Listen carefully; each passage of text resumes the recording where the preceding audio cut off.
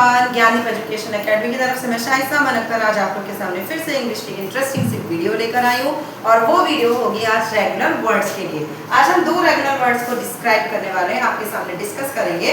तो वो दो वर्ड्स हैं प्रोन टू और कीप एंड पुट।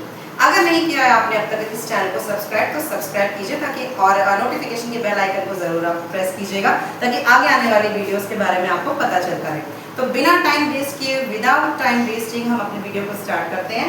पहला वर्ड है हमारा प्रोन टू। प्रोन टू का मतलब होता है बार बार।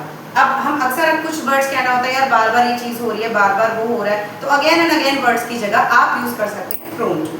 ठीक है, प्रोन टू कहाँ यूज होता है? कोई चीज जब आपसे बार बार हो रही है, कोई सिली मिस्टेक्स हो रही है, कुछ गलत हो रहा है, तो वहां पर आप प्रोन टू का यूज कर सकते हैं। लाइक एग्जांपल्स के लिए, she is prone to doing silly mistakes. उससे बार बार ये सिली मिस्टेक्स होती रहती है, कुछ गलतियां होती रहती हैं, हमसे भी आपसे भी सबसे होती रहती हैं, तो वो सिली मिस्टेक्स के लिए हम वर्ड्स यूज कर सकते हैं प्रोन टू। नेक्स्ट एक और एग्जांपल ले लेते हैं।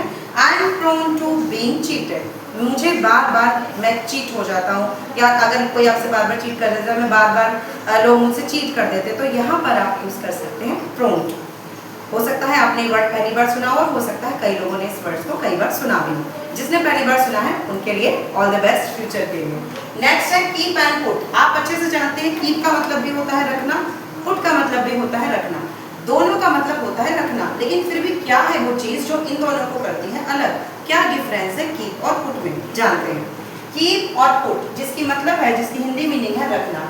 जब आप फिजिकली उठाकर कोई वस्तु अपनी जगह से दूसरी जगह पर रखते हैं तो वहां यूज होता है कीप भी और पुट भी।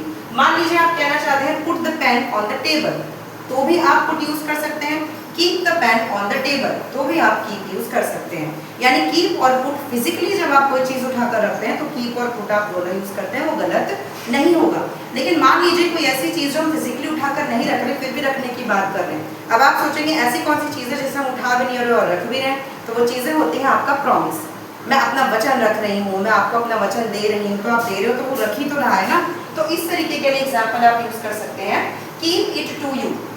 यह बात अपने तक रखो। अब वो बात कोई फिजिकली आपको दिख नहीं रही है, वो बात सिर्फ आपके शब्दों में है। तो ऐसे शब्द, ऐसे वर्ड जो उठाकर रखने की बात कर रहे हैं लेकिन वो फिजिकली विजिबल नहीं है, वहां पर आप यूज करते हैं कीप। एक और एग्जाम्पल देख लेते हैं। Keep my words.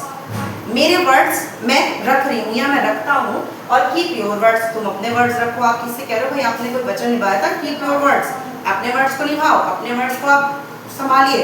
इसका मतलब ये नहीं कि मैंने वर्ड उठा के पॉकेट में डाल दिए, इसका मतलब ये है कि हम उससे कोई प्रॉमिस निभाने या याद दिलाने की बात कर रहे हैं। तो ये थे आज हमारे यूजफुल से टिप्स। उम्मीद करती हूँ आपको ये टिप्स बहुत यूजफुल लगे होंगे। आगे इसी तरीके की वीडियोस के लिए हमारे साथ बने रहिए। Thank you so much.